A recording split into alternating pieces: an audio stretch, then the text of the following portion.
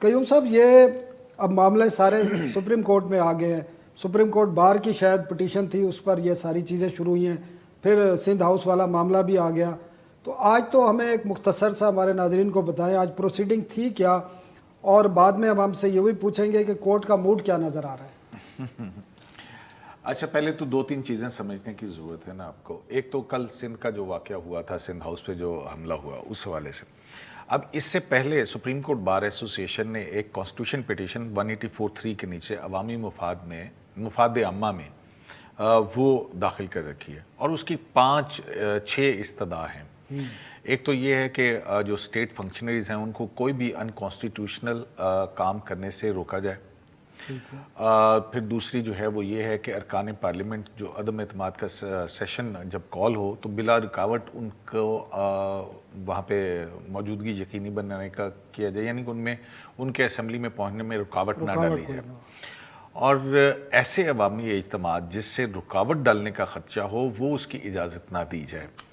اور پانچواں جو ہے وہ اسپیکر کے حوالے سے ہے کہ اسپیکر کو ڈائریکشن دی جائے کہ وہ جو عدم اعتماد کی تحریک کے اوپر جو عمل ہے وہ اسٹرکٹلی آئین کے مطابق اور جو قومی اسمبلی کے رولز آف بزنس اور کنڈکٹ ہے اس کے مطابق جو ہے وہ ادا کریں.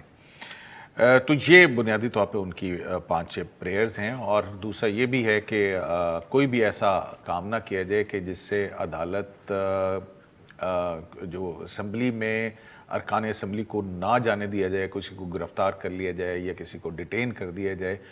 اس طرح کی بھی ساری جو ہیں چیزیں وہ کی جائیں. تو آج جو ہے سماعت وہ پہلے اس کے اوپر ہوئی لا اینڈ آرڈر کے حوالے سے جو ان کا نقطہ تھا, اور اس پہ عدالت نے جو ہے وہ اٹارنی جنرل نے عدالت میں پچھتاوا ظاہر کیا کہ جی کل جو سندھ ہاؤس پہ ہوا ہے, چیف جسٹس کا یہ کہنا تھا کہ وہ فیڈریشن کی ایک اکائی ہے اور اس کی پراپرٹی جو ہے وہ اس کو نقصان پہنچایا گیا. تو جو ایس این بون صاحب تھے انہوں نے کہا کہ جناب یہ فیڈریشن کی اکائی کے اوپر حملہ ہے, یہ فیڈریشن کے اوپر حملہ ہے. تو اس پہ جو ہے وہ پھر بہرحال عدالت نے جو ہے وہ ایک مختصر حکم لکھوایا, کیونکہ اٹارنی جنرل جو ہیں وہ انہوں نے کہا کہ حکم کیا تھا, مختصر بتائیں. مختصر حکم یہی ہے کہ آئی جی اسلام آباد سے رپورٹ مانگی گئی اور اٹارنی جنرل نے یہ ایشورنس دی ہے عدالت کو کہ جو بھی کام ہوگا وہ آئین اور قانون کے تحت ہوگا اور کسی کو پرتشدد یا طاقت کا استعمال کرنے کی کون اجازت سے نہیں آئین ہوگی. قانون کی بات کر رہے ہیں؟ میں آپ کو قیوم صاحب ایک بتا دوں, الیکشن کمیشن پرائم منسٹر کو پبلک آفس ہولڈر کو روکتا ہے, وہ اس کو اٹھا کے پھینکتے ہیں ڈسٹ بین میں, وہ جلسے پہ جاتے ہیں, ان کو جرمانہ بھی ہوتا ہے. آپ سمجھتے ہیں یہ لوگ پھر سپریم کورٹ کی ڈائریکشن اور ان پر کوئی عمل درآمد سپریم کورٹ کو بھی نظر آ رہا ہے؟ نہیں, دیکھیں بات یہ ہے کہ سپریم کورٹ نے آج بھی جو آرڈر ہے وہ اس کے اندر کہا ہے کہ 95 کے تحت جو کارروائی ہے یہ اسٹرکٹلی کانسٹیٹیوشنل عمل ہے اور یہ عدالت کی اس کے اندر مداخلت کی کوئی ضرورت نہیں ہے.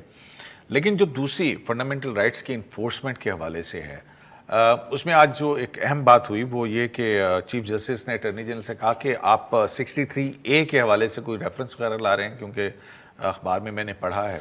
تو اٹارنی جنرل کا جی, تو انہوں نے کہا کب تک آپ اس کو داخل کریں گے؟ انہوں نے کہا میں منڈے تک کوشش کروں گا بھرپور تک کہ داخل ہو جائے.